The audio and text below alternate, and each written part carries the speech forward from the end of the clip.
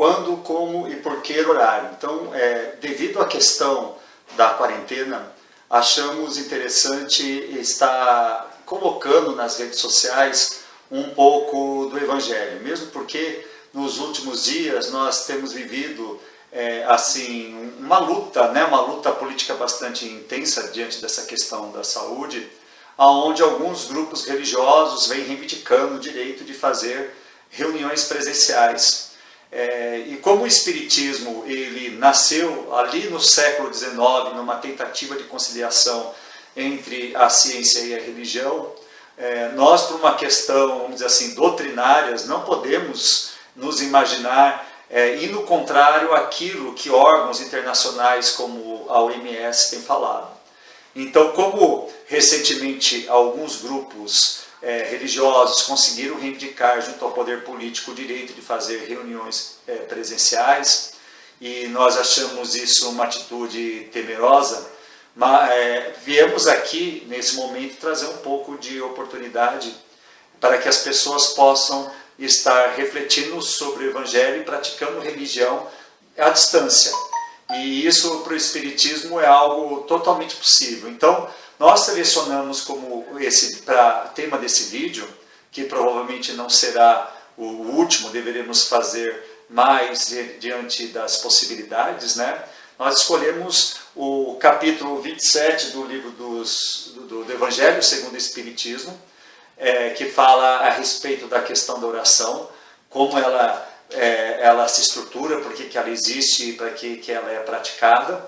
E vamos nos apoiar dentro do Evangelho de Jesus. Então, temos aqui no capítulo 6 de Mateus, versículos de 5 a 8, o seguinte, né? Você pode conferir em qualquer Bíblia, né? E quando orares, não sejas como os hipócritas, pois se comprazem em orar em pé nas sinagogas e às esquinas das ruas, para serem vistos pelos homens. Em verdade vos digo que já receberam o seu galardão. Mas tu, quando orares, entra no teu aposento e, fechando a tua porta, ora a teu Pai, que está em secreto. E teu Pai, que vem em secreto, te recompensará publicamente. E, orando, não useis de vãs repetições como os gentios, que pensam que por muito falarem serão ouvidos. Não vos assemelheis, pois, a ele, porque vosso Pai sabe o que é necessário, antes de vos lhe perdides. Então, aqui, nós temos Jesus trazendo uma mensagem assim, bastante contundente em relação à prece e à oração. Antes de mais nada, é interessante te contextualizar um pouco sobre o tempo de Jesus, né? Por que Jesus ele falou isso? Na época de Jesus, e como ainda é hoje, muita gente usa da religião para poder, vamos dizer assim, passar uma imagem positiva e, de certa maneira, ter algum tipo de ganho. Seja ganhos financeiros, seja ganhos de poder político, ou apenas por uma necessidade de, vamos dizer assim, marcar presença de algum modo. Quase sempre essa presença é manipuladora. Então, vamos dizer assim, Jesus, quando ele fala sobre a questão da oração, ele fala que a oração ela não precisa ser vista por todos. Ou seja, a oração verdadeira é aquela que parte do coração, né? Então, ela pode ser feita em secreto, ela pode ser feita entre quatro paredes. E isso não impede nem diminui o poder e a força da oração. Só lembrando, o que seria a oração? A oração é uma tentativa do ser humano de se conectar, né? Se conectar com o mundo maior, se conectar com Deus, com os espíritos superiores, se conectar com outros seres humanos encarnados como ele, que naquele momento, vamos dizer assim, compartilham do mesmo pensamento, dos mesmos ideais, das mesmas necessidades. A oração ela pode ter várias funções. Ela pode ser para pedir alguma coisa, como quase sempre é feito, porque a maioria das pessoas só lembra de orar quando estão precisando de algo. A oração pode ser feita como uma forma de agradecimento, que já está entrando meio no critério dos louvores que as outras religiões fazem, que seria uma espécie de exaltar a figura da divindade e tudo mais. Mas, de qualquer maneira, a oração é uma forma de ajustar o nosso pensamento para que a gente possa ser acessível aos bons espíritos e a Deus, né? Porque, na verdade, Deus e os seus mensageiros, os bons espíritos, estão no nosso lado o tempo todo, mas nós temos muito mais facilidade de nos sintonizar com espíritos não felizes e com vibrações e energias que não são tão adequadas assim. Então a prece, ela tem essa função, né? Ela ajuda muito nesse sentido e ela é muito importante e muito relevante.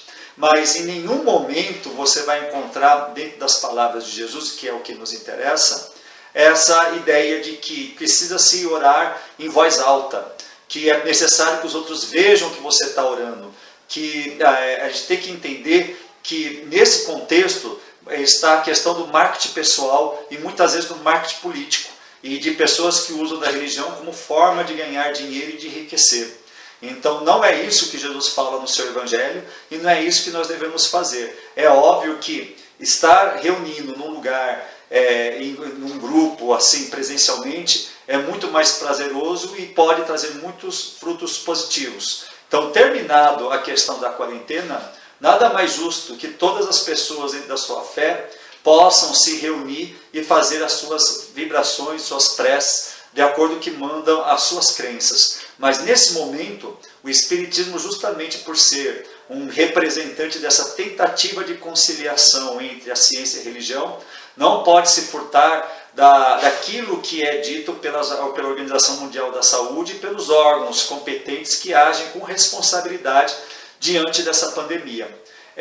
Porque nós sabemos que o grande problema do período que nós estamos passando é que esse vírus pode levar muitas pessoas a uma situação grave, necessitando de internação, principalmente de UTI, e não ter equipamento e pessoas treinadas o suficiente para tratar. E com isso a gente acabaria tendo muitas mortes e isso agravaria a situação. Então o Espiritismo ele não pode, de modo algum, contrariar aquilo que tem sido falado pelas pessoas especializadas no assunto, porque nós acreditamos que devemos agir com responsabilidade dentro das nossas funções. E o Espiritismo está indo nesse sentido, né? De acatar ao máximo possível as recomendações da quarentena, do isolamento social. Nos dias de hoje, então, vamos dizer, essas palavras de Jesus, elas se tornam muito vivas e muito presentes, né? Aliás, isso é uma grande característica das mensagens de Jesus.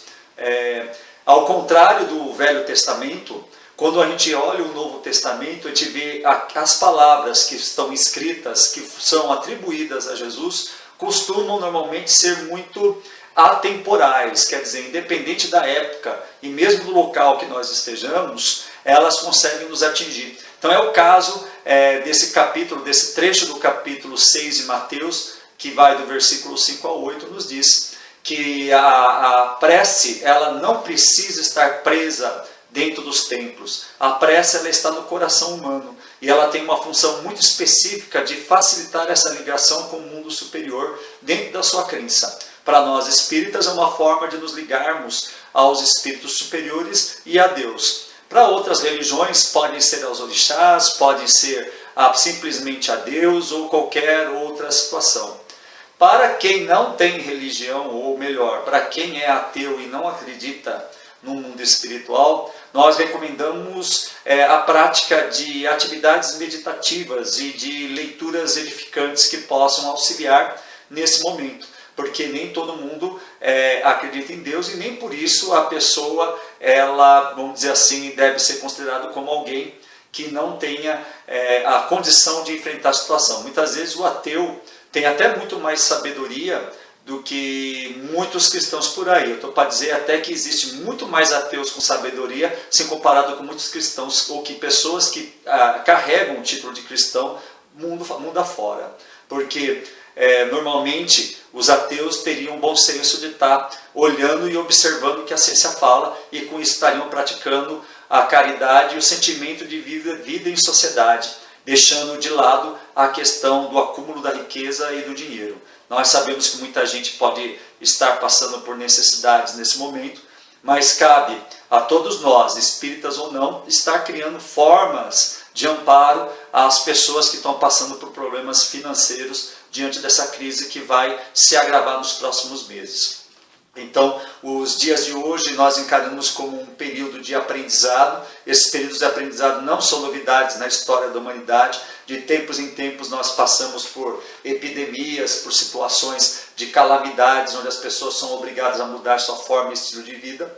É momento de estarmos refletindo no como a gente lida com a questão da intimidade, a questão da religião como sendo algo pessoal, um culto interno, não um culto externo, onde a gente aprenda que nós possamos praticar a nossa religiosidade dentro da nossa casa, dentro da nossa intimidade, e ela não obrigatoriamente precisa ser pública.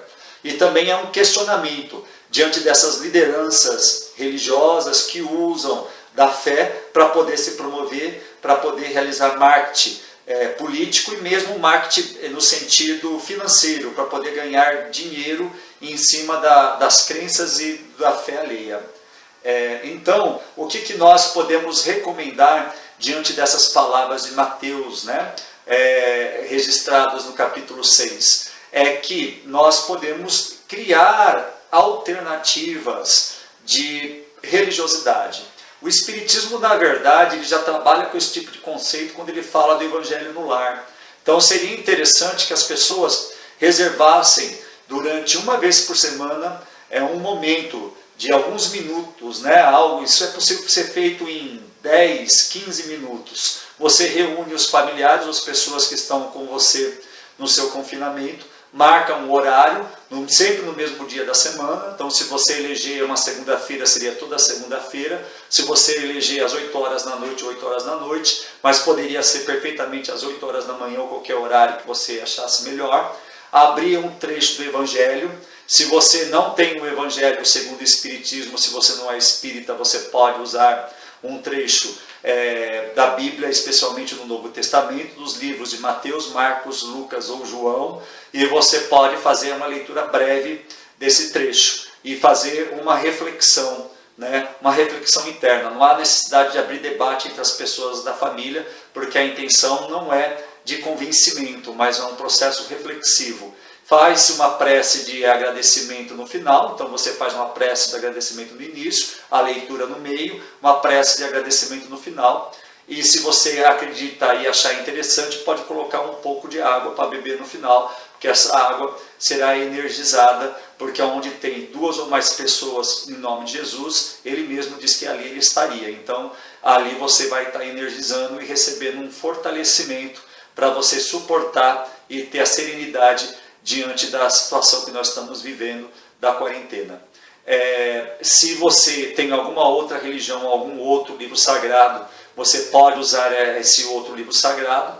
Não recomendamos a leitura do Velho Testamento, porque a leitura do Velho Testamento é muito difícil de contextualizar, e por aí a gente pode estar conseguindo uma melhoria interna para suportar e superar tudo isso daí.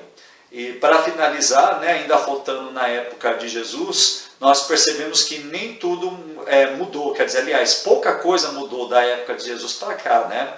Porque quando Jesus ele fala da questão de não pareceis com os hipócritas, né, que oram em voz alta, é justamente isso. Normalmente quem quer orar em público e quer marcar presença, normalmente pouco faz daquilo que fala, porque é justamente na discrição que você consegue ter maior, vamos dizer assim, contato com as esferas superiores, justamente porque você vai estar com a mente sinceramente aberta para essa situação. E se você não acredita muito na questão da religiosa, reserve alguns minutos e crie essa disciplina da hora e do horário para poder fazer meditação, reflexão, meditação filosófica, leitura de um bom livro, alguma coisa desse tipo. Esse é o conselho que nós teríamos a dar àqueles que não acreditam em Deus e que estão dentro do, podemos dizer, da crença do ateísmo, porque na minha opinião não deixa de ser uma crença e nem por isso ela pode ser menos edificante. Uma vez que particularmente já conheci muita gente que não acreditava em Deus ou que não acredita em Deus e que é capaz de fazer grandes gestos de humanidade, ao contrário de muita gente que diz que acredita em Deus e de repente está apostando na morte e indo contra a ciência. Então é isso que nós temos para dizer do capítulo 6 de Mateus, e que todos tenhamos boa sorte e que tudo será resolvido, graças a Deus.